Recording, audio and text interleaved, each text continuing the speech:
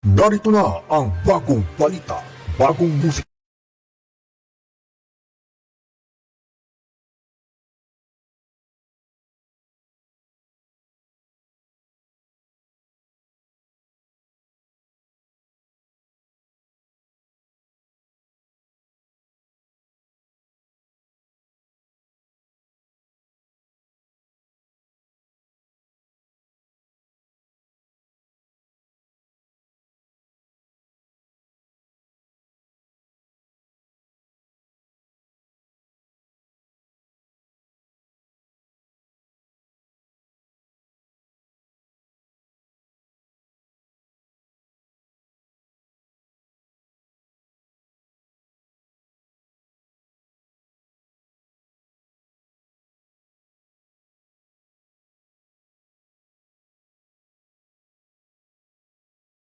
Narito na ang bagong balita, bagong musika.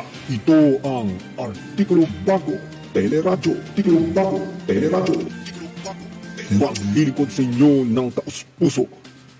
Tunay, totoo, Artikulo Bago, Teleradyo, Artikulo Bago, Teleradyo. Ibibigay ang mga balita, musikang inyong kagigiliwan, mga isyu at problema aaksyonan. Artikulo Bago, Teleradyo, Artikulo Bago, Teleradyo. Maasahan sa News and Public Service 24 oras nakatutok. Artikulo Bago, Teleradyo mula sa ASR News and Publishing Service at ASR Network Corporation. Artikulo Bago, Teleradyo, Artikulo Bago, Teleradyo. Bagong balita, hatid ay pag-asa. Kakampi mo!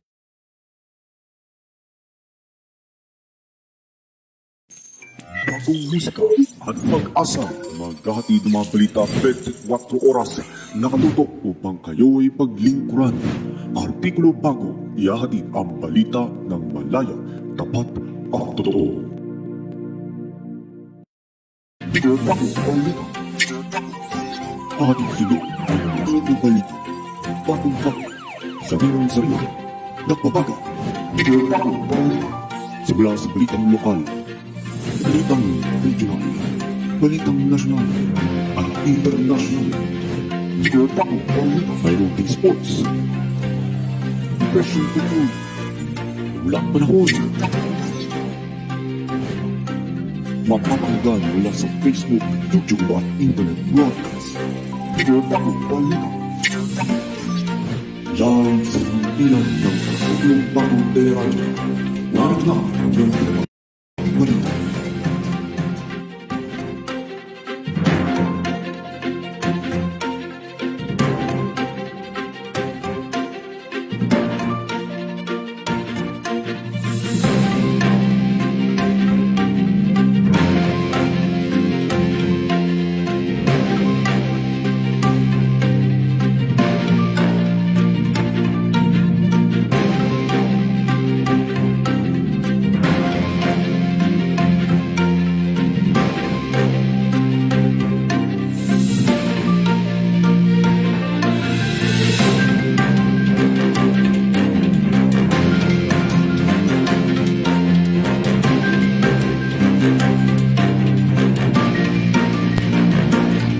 Magandang umaga Luzon, Visayas at Mindanao. Magandang magaling sa lalawigan ng Zambales at Pampanga at iba pang nasasakop ng DCAB Teleradyo.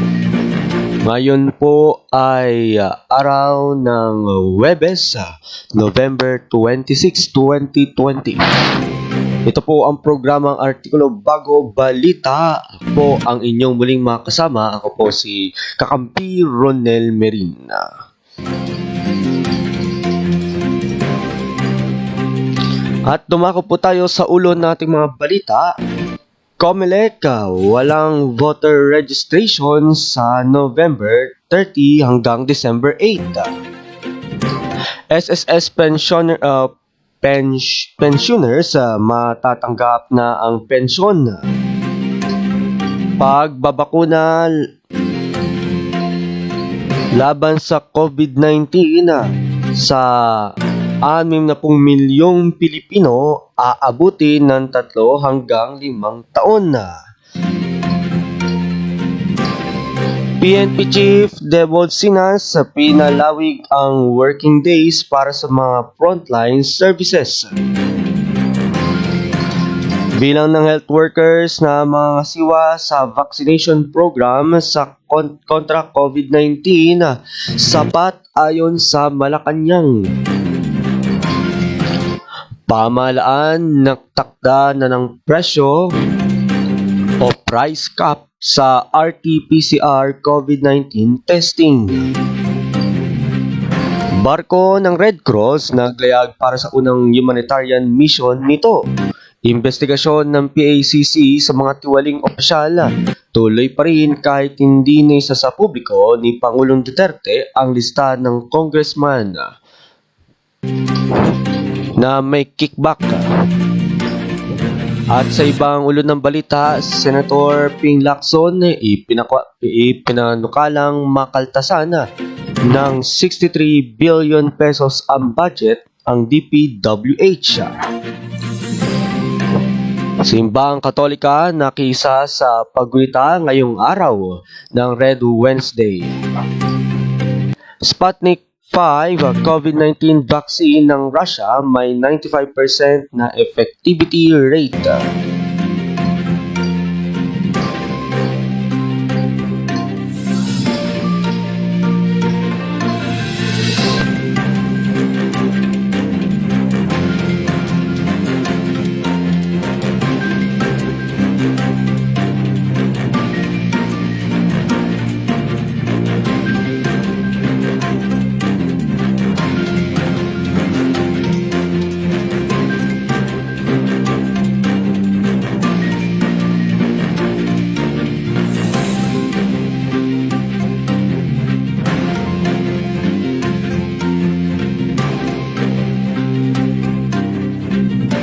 Tigre Bago Balita. Tigre Bago Balita.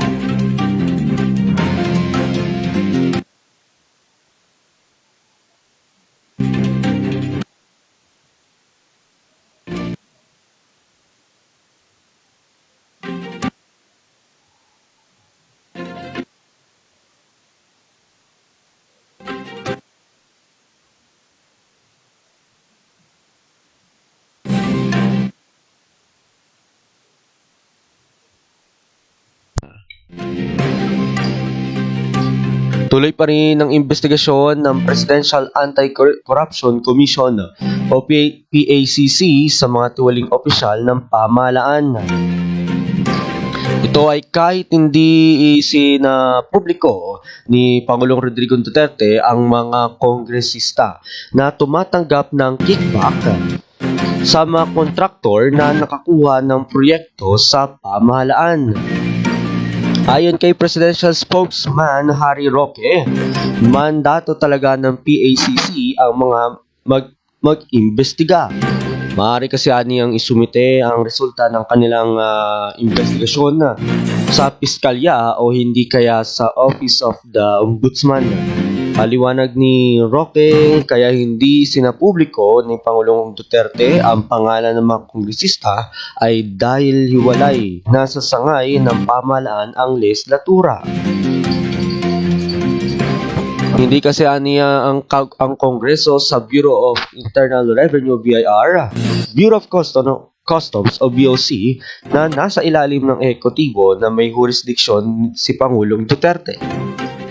Matatandang kamakailan lamang panay ang pagsasapubliko ni Pangulong Duterte sa mga pangalan ng mga tauhan ng BIR at ng Customs na na-dismiss na sa serbisyo o nakasuhan na sa Ombudsman dahil sa korupsyon. Tigre Bago Balita. Tigre Bago Balita. Tigre Bago Balita. Naglayag para sa kauna-unahang humanitarian mission ang MBPRC Amazing Grace ng Philippine Red Cross. Ang barko ay magatid tulong sa mga nasalanta ng Typhoon Rolly sa Catanduanes. Lulaan ng MVM Amazing Grace ang 1,000 kitchen sets, 1,000 jerry cans o water containers, 1,000 hygiene kits at 1,000 sets ng non-food items. Maghatid din ito ng 2 sasakyan para magamit sa Catanduanes sa paghatid ng mga tulong serbisyo. Tigil Bago Balita. Tigil Bago Balita. Sa ibang balita, nagtakda na ng price cap ang pamahalaan para sa halaga ng RT-PCR COVID-19 testing sa mga pribado at pampublikong laboratorio.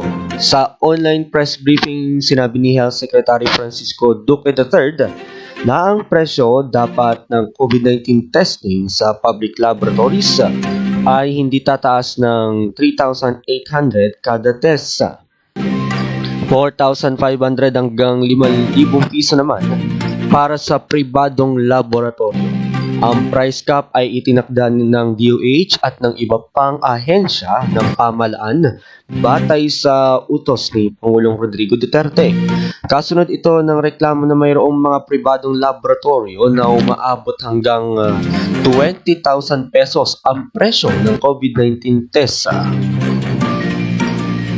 Tigil Bago. Tigil Bago Balita. Tigil Bago Balita.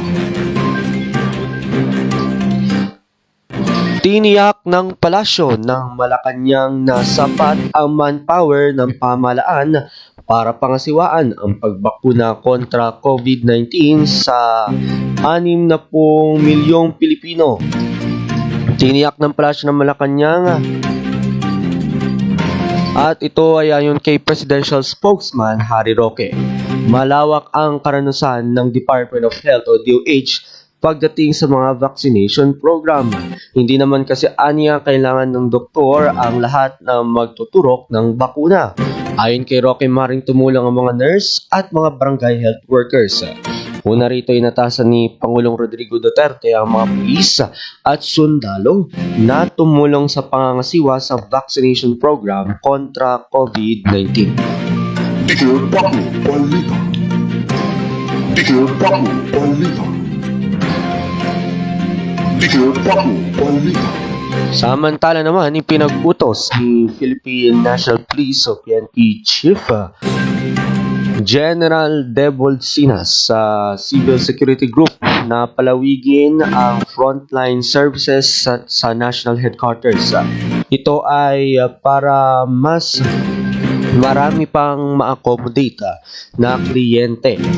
Nagbaba ng direktiba si Sinas kay Acting CSG Director Brigadier General Rolando Hinanay na bawasan ang pagdagsa ng mga aplikante sa License to Exercise Security Profession o LESP para sa private security at License to Own and Possess Firearms or LTOFP sa itinalagang one-stop shop sa Camp Crame sa pamamagitan ng pag-operate ng higit sa regular na araw ng trabaho. Ang pagtakda ng schedule sa mga aplikante ay base sa online queuing system para makontrol ang bilang ng mga bisita sa Campo Crame. Pinag-utos din ng PNP Chief kay Hinanay na buksan ang OSS Annex Office sa PTCFOR Office para sa mas maayos na proseso ng DI clearances na kailangan sa pag-apply ng LESP at neuropsychotest at drug test para naman sa LTOFP applicants. Nais din ni Sinas na buksan din ang CSG Extension Offices na itatalaga sa Eastern Police District o EPD, Northern Police District o NPD, at Southern Police District o SPD. Tigil Bago Balita. Tigil Bago Balita. Tigil Bago Balita. Sa balita kontra COVID-19 aabuti ng 3 hanggang 5 taon bago matapos ng pamahalaan ng pagbabakuna kontra COVID-19 sa target ng 60 milyong Pilipino. Ayon kay National Task Force COVID-19 Chief Secretary Carlito Garbes Jr., nasa 2 hanggang 30 milyong katao lamang ang kayang mabakunahan kada taon. Target ng pamahalaan na mabakunahan ang 60 milyong Pilipino para magkaroon ng herd immunity.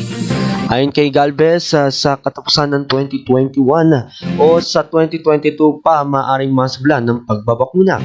Mayroon na niyang listahan ng pamahalaan kung saan 35 milyong Pilipino ang bibigyang prioridad ng bakuna. Ayon kay Galvez, base ito sa isinumiting listahan ng Department of Health o DOH na naayon na rin sa gabay ni Pangulong Rodrigo Duterte. Unang turukan ng bakuna ang mga nasa National Capital Region, Calabarzon, Central Luzon, Davao, Cebu at Cagayan de Oro na nakapagtala ng mataas na kaso ng COVID-19. Sa ngayon, nakikipagnegosasyon na ang pamahalaan sa mga kumpanyang AstraZeneca, Sinovac, Biotech at Pfizer para sa pagbili ng bakuna. Aabot sa 73 bilyong pondo ang inilaan ng pamahalaan para sa bakuna. Tigil Bago Balita. Tigil Bago Balita. Tigil Bago Balita. Balita naman sa ibang bansa, 95% ang effectivity rate ng COVID-19 vaccine na nilikha ng Russia na ang tawag ay Sputnik V o Sputnik 5. Ang bakuna ay nagkakalaga ng $10 kada dose o kada dosen ng dosage nito ayon sa developer nito. Pero libre itong ibibigay sa mga Russian citizens. Sa joint statement ng Health Ministry ng Russia State-run Gamaleya Research Center at Russian Direct Investment Fund o RDIF, ang pagiging epektibo ng bakuna ay mula sa preliminary data 42 araw matapos maiturok ang unang dosage nito. Umaabot sa 22,000 volunteers ang nabakunahan para sa unang dosage at mahigit 19,000 sa kanila ang tumanggap na ikalawang dosage. Tigil Bago Balita.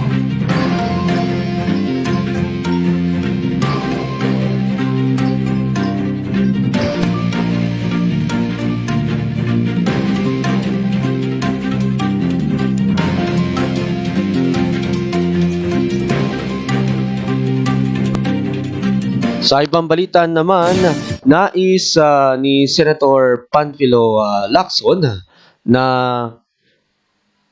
makaltasan ng 63 billion pesos ang budget para sa Department of Public Works and Highways.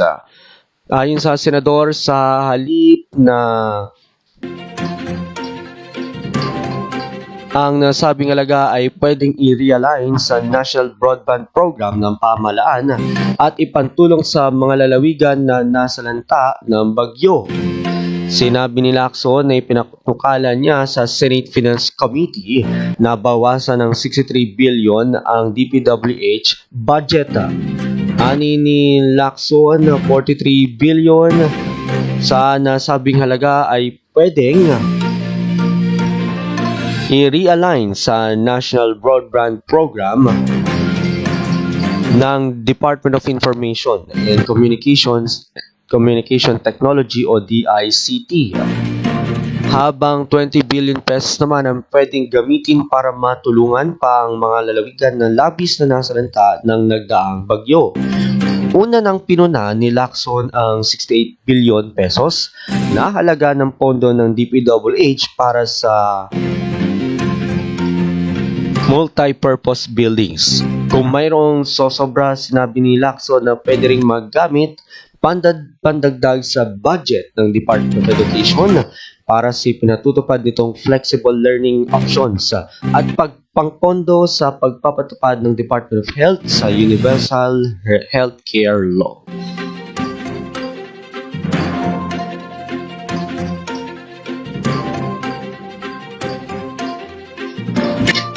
Tigil Bago Balita.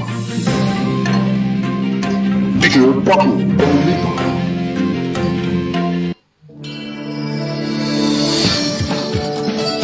Artikulo Bago Balita Weather Update.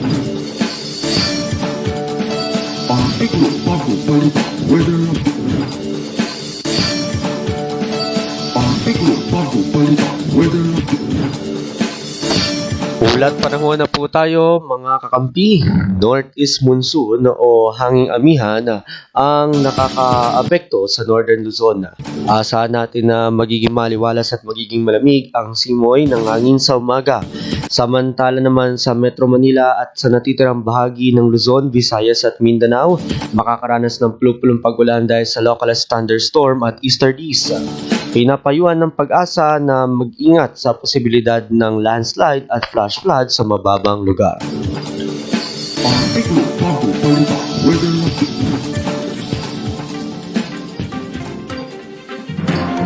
Balitang COVID-19 special coverage. Balitang COVID-19 special coverage. Balitang COVID-19 special coverage. Dumako naman po tayo sa balitang COVID-19 sa Pilipinas.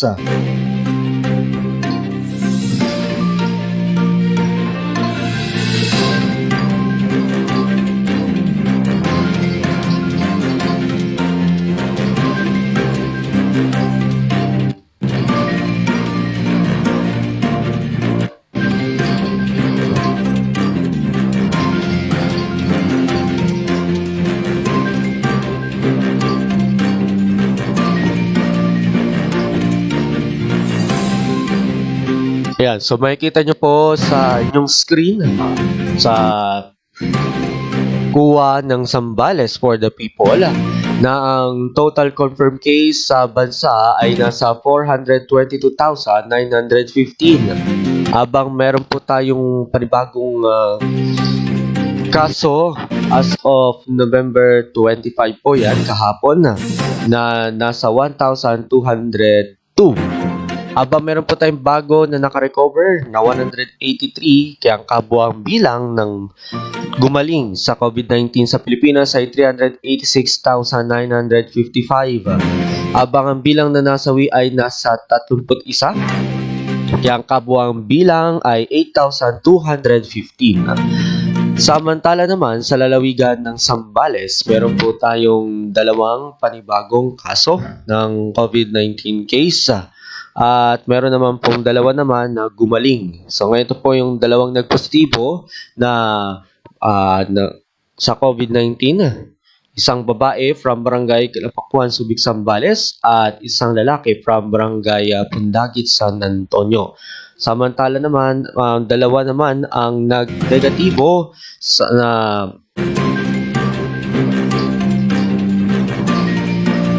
sila po ay active cases noon at sila ay nag-negatibo na sa COVID-19. Dalawang tao po yan. Sa kabuang bilang po ng nakarecover ay 605 at meron namang naiulat na tayo o nasawi sa 8. So sa as of now, November 25, walang napalitaan na nasawi. Samantala naman,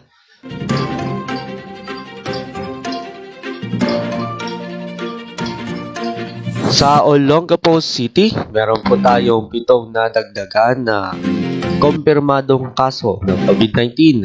Kaya kabuang bilang ay 911. Samantalang bilang ng gumaling ay 851. Nadagdagan po ng 3, abang walang naiulat na nasawi, kaya ang kabuang bilang ng nasawi dahil sa COVID-19 sa Olongapo City ay 33. Balitang COVID-19 special coverage.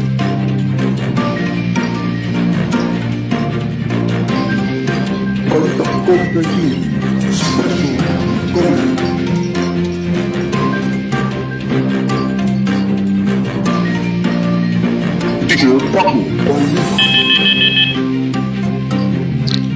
Oras po natin, 7:34 ng umaga.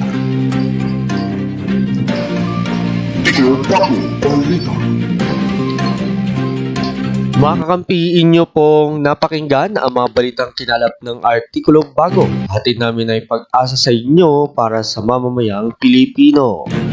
Makakampiin nyo na po mapapanood at mapapakinggan ang Artikulo Bago Balita. At mga kakampi, ayan, so ngayon mga kakampi, ang 29 days na lang at Pasko na at ayan, so maganda na po tayo sa ating Christmas season na online, no? Dahil bawal ang mass gatherings po bawal po ang mass gathering sa ngayong Christmas dahil pandemic. Ayan, so 29 days na lang po at Pasko na. Ako po muli si Kakampi Ronel Marin at ito ang programang Artikulo Bago Balita. Susundan na po nito ng programang Aksyon na Artikulo. Ako po ang inyong muling makasama makalipas ang ilang saglit. Magandang umaga po sa ating lahat.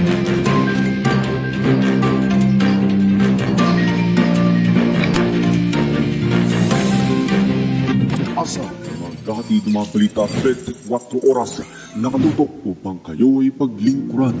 Artikulo Bago, ihahatid ang balita ng malaya, tapat at totoong radyo para sa mamamayang Pilipino.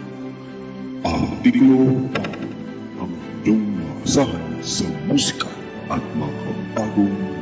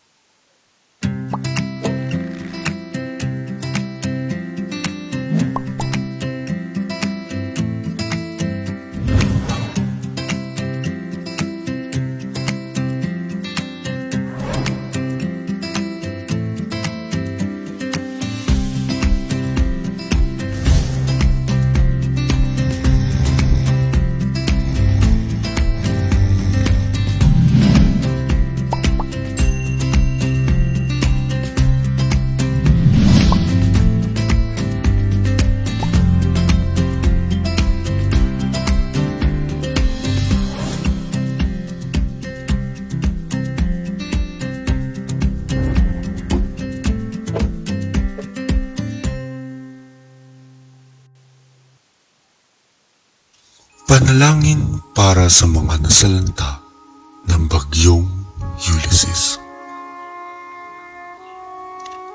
Ama naming mapagmahal, kami po ay humingi sa inyo ng tulong.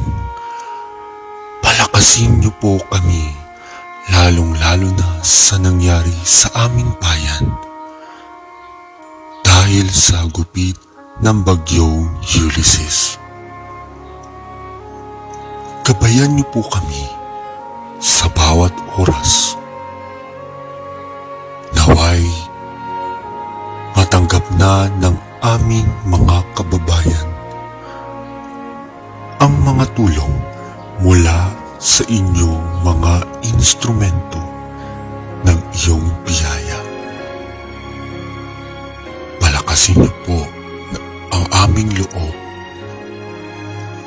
lalong-lalo na ang mga nawawalan ng pag-asa. Ingatan niyo po kami, patawarin sa aming pagkukulang. Aming ipinapanalangin sa inyo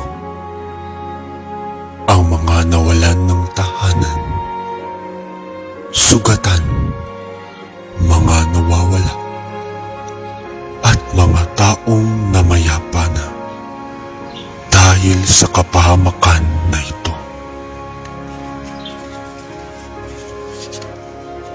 Iligtas niyo po kami at huwag pabayaan sa araw-araw namin pagbangon.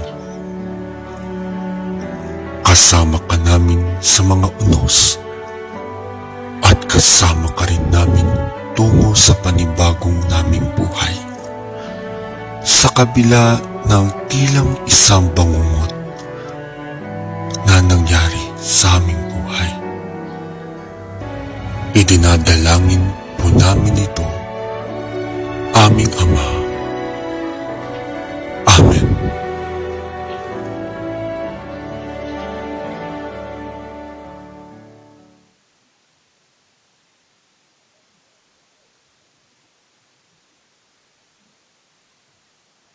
Mga kakampi, ang Artikulo Bago ay may binuong task force para sa serbisyong publiko.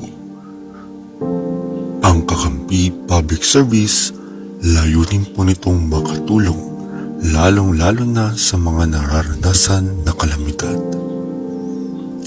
Ang proyekto namin po ngayon ay makapagbigay ng tulong sa mga nasalanta ng bagyong Ulysses. Para sa mga nais makibahagi o magbigay ng tulong, mangyari lamang po na i-save sa inyong telepono ang mga impormasyong ito.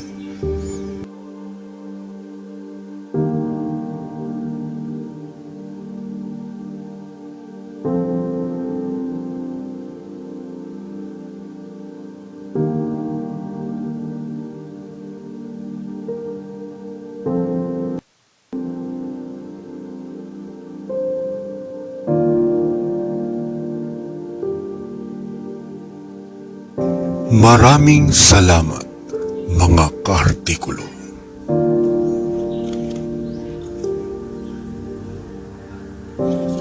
Ito ang Artikulo Bago, bagong balita, hatid ay pag-asa.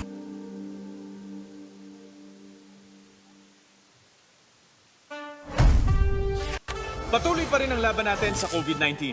And together, we can beat the solution. B. Bawal walang mask. I. Isanitize sa mga kamay. Iwas hawak sa mga bagay. D. Dumistansya ng 1 metro. A. Alamin ang totoong impormasyon tungkol sa COVID-19. Protektahan natin ang sarili at mga mahal sa buhay. Be the solution sa COVID-19!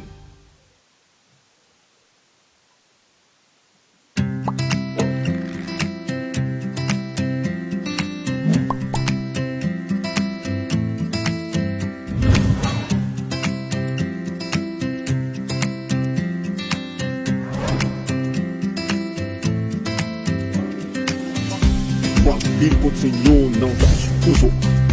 Tunay, totoo, Artikulo Bago, Teleradyo. Artikulo Bago, Teleradyo. Ibibigay ang mga balita, musikang inyong kagigiliwan, mga isyu at problema aaksyonan. Artikulo Bago, Teleradyo. Artikulo Bago, Teleradyo. Maasahan sa News and Public Service, 24 oras nakatutok. Artikulo Bago, Teleradyo. Mula sa ASR News and Publishing Service at ASR Network Corporation. Artikulo Bago, Teleradyo. Artikulo Bago, Teleradyo. Bagong balita, hatid ay pag-asa. Kakampilo.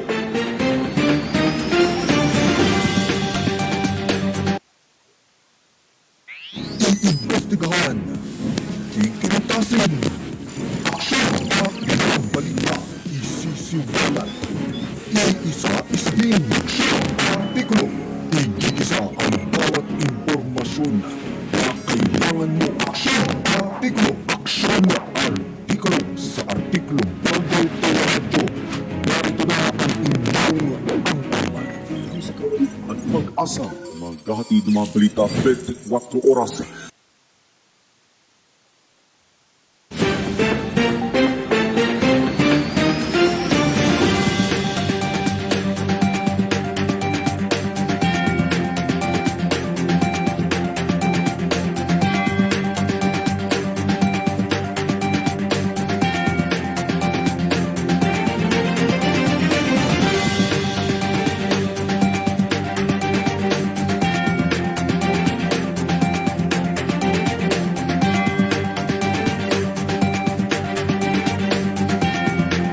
Aksyon! Artikulo!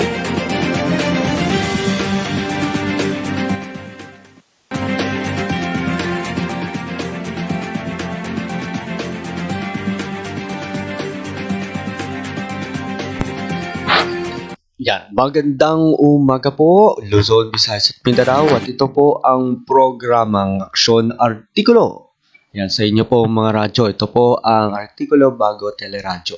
So live po tayo napapakinggan sa ating Facebook Live.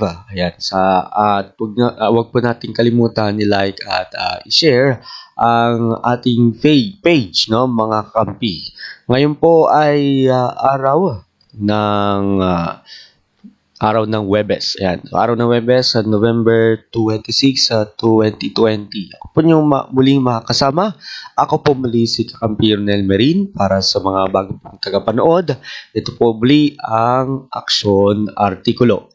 Sa Aksyon Artikulo po, ang layunin niya ay so alamin natin lahat-lahat, no, about dun sa topic na napapanahon ngayon, lalo na po yung ang COVID-19 vaccine, no? Na halos 60 milyon na Pilipino ang pwedeng mabaknahan ng COVID-19 vaccine dito sa Pilipinas. Ayan. So, mga ka-artikulo, ayan, oras po natin ay 7:45 ng umaga. So, 5 minuto bago magsapit ang 7:50. So, kumain na ba kayo? Ayun. So, sa mga nag-aalmusal ngayon dyan, late na raw nag-almusal kasi alas 7 na daw eh. So, ayun. Ngayon, mga kakampi, no? Tatalakayin natin ngayon yung sa Sputnik 5 ng COVID-19 ng Russia. Ayan. So, nagiging epektibo na daw. Ayan. So, ngayon, ang pamahalaan ay nakikipag-ugnayan naman sa mga iba't ibang kumpanya, no, na nag-release ng mga bakuna o gumagawa ng bakuna. Ayan. So, tatlong tatlong kumpanya. Okay, yun nga yung Sinovac, di ba? Sinestra at ang Pfizer. Okay. Ang tatlong kumpanya na yan ay gumagawa ng bakuna kontra COVID-19 at nakikipag-ugnayan dito ang pamahalaan. Ang sabi ng DOH at ni spokesman Harry Roque, sapat daw ang mga volunteers, no, para sa pagbabakuna kontra COVID-19. Ako. And based on my opinion na naman, talaga naman, kapag may mga bakuna naman, mamaya na naman yan, matulad sa Dengvaxia. Yun, tayo dyan. Hindi, huwag naman sana, mga kakampi. No? Kaya minsan, napakahirap din sa ating mga kababayan. Nakikita ko po sa mga post nila sa social media at sa iba rin, no? So, sa mga kababayan natin na based dito sa opinion ng facts na nagko-comment dito sa Artikulo Bago, ayun nga, delikado talaga sa ngayon ang magtiwala, lalo na sa mga turok na ganyan sa COVID-19 vaccine. Kaya napakahirap pa rin, no? Baka merong umayaw dyan dahil natatakot, no? Yan. O di kaya naman, takot lang sa injection. Ayun. So, ngayon mga kakampi, no, in the year 2021, so sabi nila, maaari na nilang i-release yung COVID-19 vaccine at ready na po yung pamahalaan, no? Lalong-lalo na, no, yung mga target nilang lugar kung saan na matataas ang kaso. So, lalo-lalo na yun sa Metro Manila, yan nga. So, mga kakampi, no? So, ano yung pinaka-opinion nyo? So, kayo nang bahala. So, mag-comment na lang kayo dito sa live natin, no? So, gusto nyo po ba na, na makisali na sa COVID-19 vaccine? Kapag na-release na ito ng FDA, na-registered na ng FDA, ayun. So, kayo po ba? Ready na ba kayo? Ayun. Ready na ba kayong Yan. So, ready na ba kayong turukan na injection? Ayun. So, yun. Ready na ba kayong turukan ng injection? Ayan. Mas maganda naman kaysa naman na yun, di ba? Manatili ulit na naman sa bahay. Puro na lang quarantine. No? Nakakasawa. Ayun, nakakasawa na talaga. Totoo lang. Nakakasawa na talagang alam niyo yun, makulong na lang dyan. Mag-face shield, mag-face mask, no? nakakasama na talaga, nakakasama na talaga mag face shield at mag face mask. So, ayan po mga kampi. Ayan na ang COVID-19 na vaccine. So, yun, sa pondo. Ayun. At, pagdasal natin mga kakampi. Naku naman talaga. Ayun. Ang COVID-19 vaccine ay hindi na naman sabotay at ano na naman. Alam niyo yun, sa corruption. Ayun, makorrupt na naman, imbis na yun na nga yung budget, tapos, guwak na naman. Ayun. So, ayan, so mga kakampi. Ayun, so, wait lang, kakaroon ng issues. Ayun, so,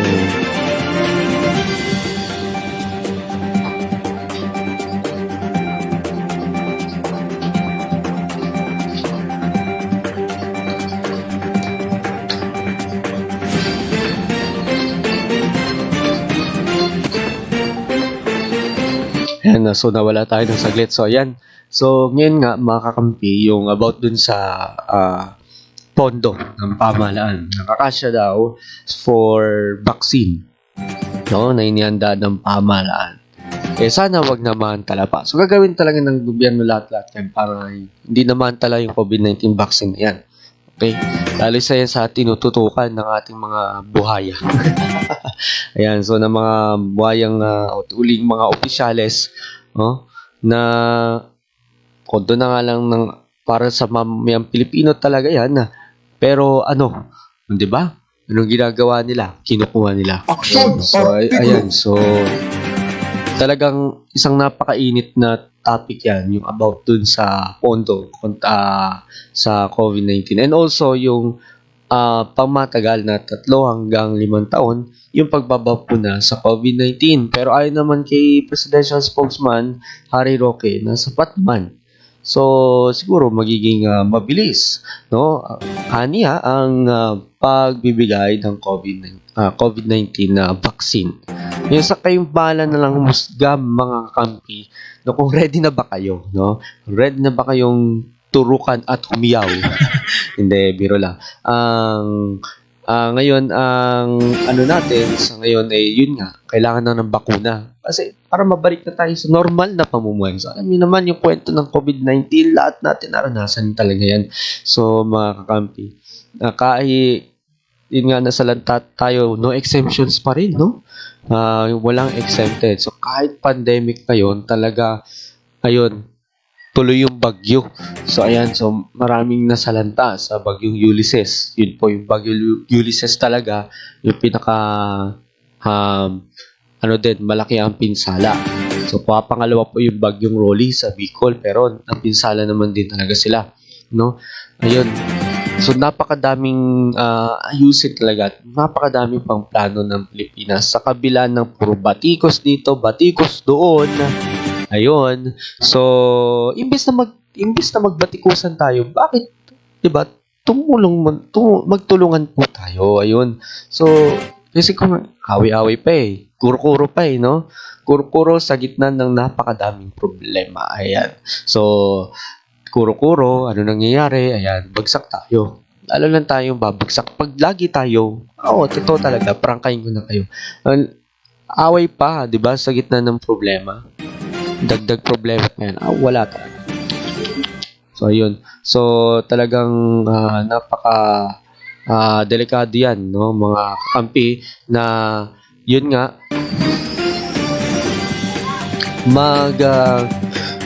mag-away-away pa, no? Tapos itong mga Pilipino, ayun, tayong mga Pilipino, kampi dito, kampi doon. Ayun, talak din dito, talak din doon, sigaw dito, sigaw doon. Ayan. So, yan mabubuang ng inang bayan sa inyo. Ayun. So, ngayon, mga kakampi, no? O nga po pala, bukas pa rin po pala ang Kakampi Public Service. Ayan, sa kung sino mang magbibigay po ng donasyon, financial man yan, canned goods, or iba't iba pong mga donasyon, no? Pwede po, online po kami. Pwede nyo po i-message po mismo sa Artikulo Bago na magdo-donate po kayo ng any kind na, yun nga, damit, canned goods. Direct po namin ibibigay yan sa mga nasalanta ng Bagyong Ulysses sa Cagayan. At yung iba po, nadadirect siya sa LGUs, yung iba pong goods. Okay, so para naman po sa financial donations, through GCash po kami. So meron po kaming GCash para ihatid po ang inyong tulong pinansyal. No? Para sa Kakampi Public Service, para sa kanyang mga proyekto. Sa 0905-465-5664. Ayan, tandaan niyo po yan. So, 0905-465-5664. Tuloy-tuloy lang po kami na magbigay ng tulong sa ating mga nangangailangan. Ayan po. So, napaka-importante ang tumulong lalo na po sa ngayon. So, kahit pandemic po, may tulong at may tutulong po tayo. So, lalo na ngayon, yung iba sa atin na medyo nakakapagtrabaho na. Pero oo, alam natin, marami pa rin hindi nakakapagtrabaho sa ngayon dahil sa pandemya. Marami namang na-stranded, no? At marami namang nawalan ng tahanan ngayong taong 2020. Kaya yun nga po, ang wish ko po sa inyo ay, mag-message po kayo sa ating page. Ayun nga po mga kampi, pwede po kayong bigay ng donasyon sa amin. So, financial donations po. At iba po mga donasyon sa Kakampi Public Service. Yan. So, pinapa-commercial po namin yan araw-araw para po makita po ng ating mga kakampi, no, na ang Artikulo Bago ay nagseserbisyo sa ating mga kababayan. At patuloy lang po namin itong gagawin, no, as our mission po, no, bilang isang Artikulo Bago. So, actionan lahat nararapat na actionan. Ayan. So, sa ngayon, mga kakampi, yun, sa ating donations, no? Popost po namin mamaya na may nag-donate po talaga ng damit. Ayun. Isang box po yun na damit. Ihatid po namin talaga direct yan sa Cagayan. So, maraming salamat po. So, sa financial donations naman po, so, in-invite po namin kayo, 0905-465-5664. Through GCash po yan. So, hanapin na po ang aking pangalan, Kakampi Ronel Merin.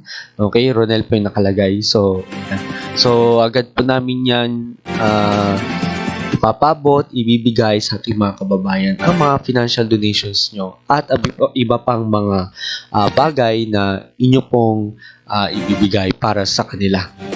Yan. So, kahit maliit po, kahit piso yan, kahit dos yan, kahit 50 pesos, sentimos yan, na malaking tulong na po yan, yung mga maliliit na yan. No? Pwede po natin yung i-donate para po sa kanila. Kaya yan, inaanyayan po namin kayo na mag-donate sa Kakampi Public Service. So, oras po natin 3 minuto bago sumapit ang alas 8 ng umaga. Ito po yung action artikulo. Sa mga gusto magpabati, mag-comment lang po kayo sa aming page. At sa iba pa mga gusto magpa-announce, no, gustong gusto nating magpabati, ayan. Yung, pwede nyo rin po kaming tawagan sa aming contact number sa 0905-465-5664. Yan. At about naman sa mga donasyon at iba pang mga serbisyo na pwede naming maihatid sa inyo from Artikulo Bago, ito po, dalawa pa yung numero. Nasabi ko na po yung sa Globe, 0905-465-5664 or 0929-337-9551. Yan po. Tulong serbisyo po yan. Yan. So, ngayon, sa balita naman dito sa lalawigan ng Zambales, no, meron mga awarding check na livelihood projects sa Zambales po ni Governor Dane, ni Zambales Governor Juneb Dane. Ayan. So, ayan. So, pilit na, ito naman, according sa DSWD, no, pipilitin nila matapos sa unang buwan po ng 2021 ang paglilista ng pinakamahihirap na pamilya sa bansa. So, ayun. So, pilit po nila na tatapusin po yan. So, matapos ang Social Amelioration Program or SAP. Ayun. So, pilit po nilang tatapusin ang listahan at ibibigay ang mga ayuda po para sa kanila. Ayan. So, ito naman po yung according sa nabalitaan natin about sa Philippine Statistics Authority, no, yung PSA Zambales, dyan po sa may Barangay Pag-asa. Ayun, malapit po yan sa SM City downtown dyan sa Olongapo City. No, so hindi po natuloy yung schedule nila, no, kahapon, no. Ayun nga. So yun nga, nanawagan sila ng mensahe sa 32 probinsya. Ayun ito nga.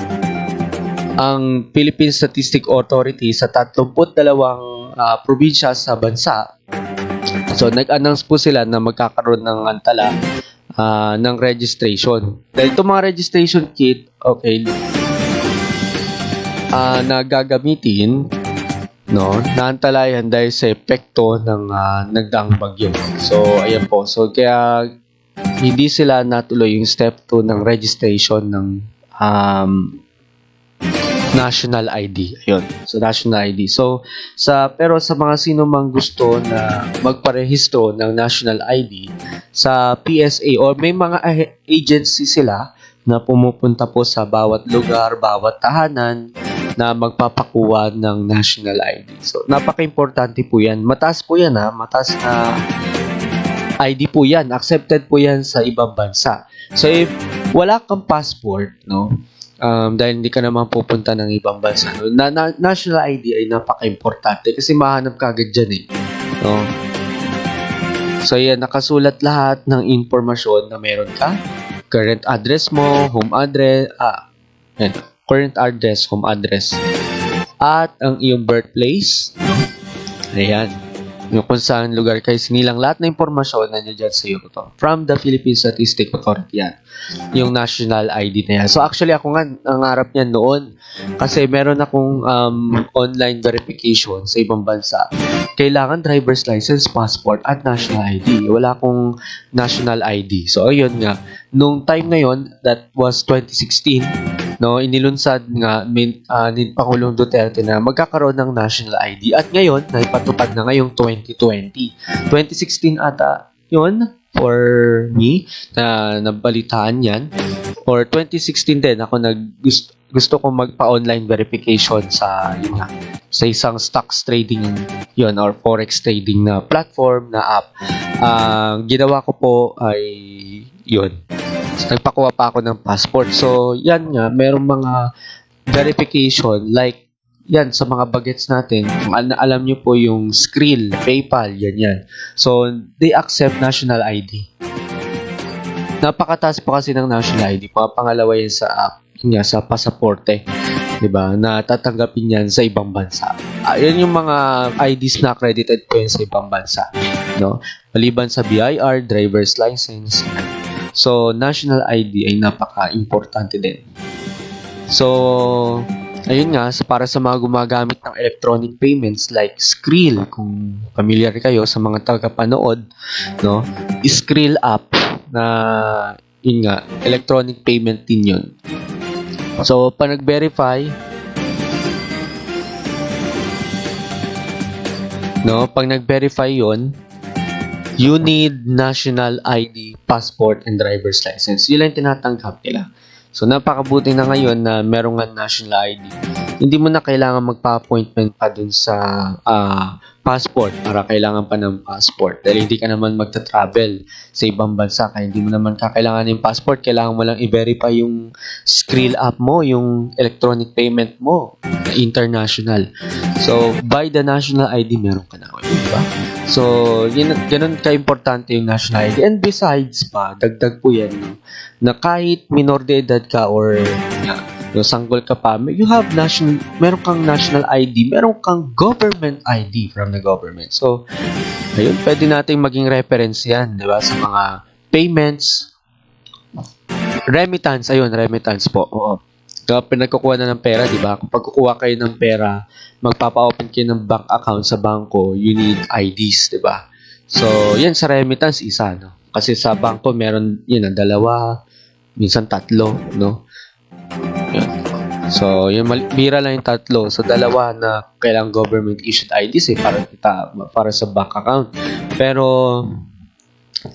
ayun nga, maganda naman ito para sa mga nagpapadala at sa pinadadala ng pera kahit yun nga. So, may maipapakita ka ngayon, lalo na sa mga minor de edad. Pero kasi minor de edad sa ngayon hindi pa ini-include na yun nga kumuha ng remittance. Yun. Pero sa GCash, yung mga cash out na yan, di ba? So, napakadali yan. Ganyan ka-importante talaga yung national ID. Meron ka ng ID talaga. Na libre po yan, mga kakampi. No? Libre yung pag-register niyo sa ng national ID po. Yun sa mga agency na pumupunta po sa inyong mga lugar. So, kaya pag pumunta po sa inyo, grab na yung opportunity. Magpa-register na po kayo. Kasi napaka-importante po yan ng national ID na yan. No? Parang yung passport. Accredited sa ibang bansa.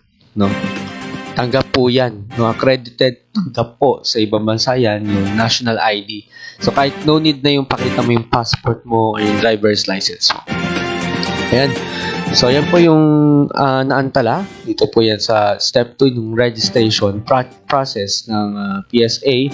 And i-updated po namin yan. Ipopost po namin yan sa Artikulo Bago Facebook page kung naibalik na yung kanilang serbisyo. No?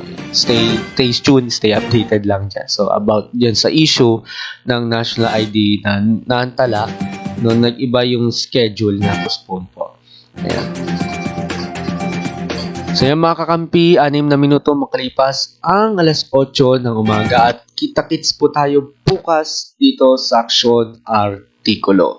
Ayan, so ako po muli ang inyong kakampi, Ronel Merin, nagsasabi na sa isang maliit na tulong lamang ang saya na makikita mo, no, sa ibang tao ay doble yun sa saya na mararamdaman mo sa iyong puso dahil tumulong ka sa kanila. Yan. So kaya tumulong po tayo sa ating mga nangangailangan. Yan. So kahit ano pa yan, piso man yan, dos man yan, no, mga donations na binibigay, lalo na po sa Kampi Public Service. Ayun, so napakalaking halaga na po yan para sa ating mga kababayan. Ayan, so maraming salamat po at magandang umaga mga kampi. Aksyon na Artikulo.